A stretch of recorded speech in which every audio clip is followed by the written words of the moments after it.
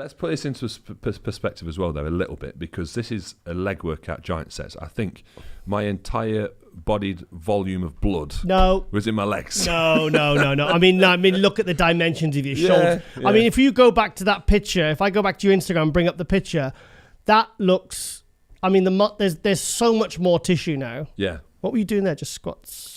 Yeah, this is only a plate aside, but this is like tempo work. 2 plates. What do you mean tempo work? 2 plates aside. So Milos is all about like making things harder.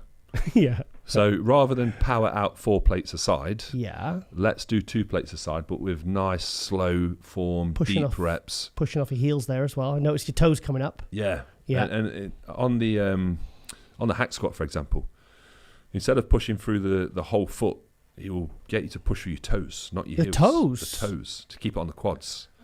That with 3 plates aside makes you laugh. Okay, because I remember I photographed in 1997, Grant Thomas, Welsh bodybuilder, and he was known for his crazy leg development. I mean, freaky legs. Yeah.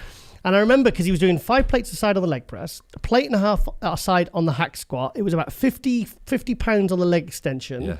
1 plate on the standing single leg curl. Yeah. But I was watching, like when he was doing it, his toes were coming up and he was pushing off his heels. Yeah. I said, why'd you do that? And he says, well, it puts it all onto the quads. And he says, if you notice, my negatives is really controlled as well. And he said, I'm trying to make the weight feel as heavy as possible. Mm-hmm. And I said, because I said, like, with your quads, I was expecting huge amounts of weight. And he says, no, he said, I used to do 600-700 pound squats. He says, but now to like really get the mind muscle connection, I have to.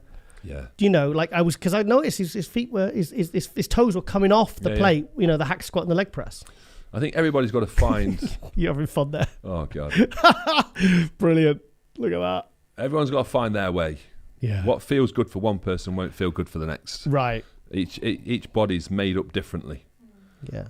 What would you say 2 of the most significant things that you've learned from training with Milos? What's the 2 things that you would take away since you started working with him? Intensity. Okay, yeah. And the ability to train through pain. Right. How do you do that? It's just mental.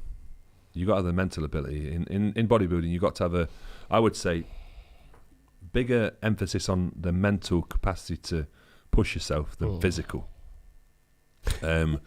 I think some of the most physically gifted athletes in the sport can be overtaken by the more so mental ability athletes. Yeah. Or the ones with a greater mental capacity. Dorian Yates, Ronnie Coleman. Yeah. If you got both as well, fucking hell, that's game over.